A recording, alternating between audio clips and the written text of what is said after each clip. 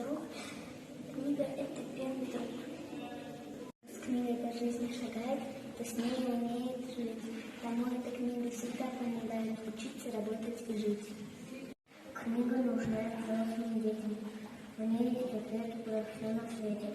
Если с книгой дружить ты будешь, самым счастливым точно будешь. У тебя есть телевизор или книга, но лучше для библиотеки места нет.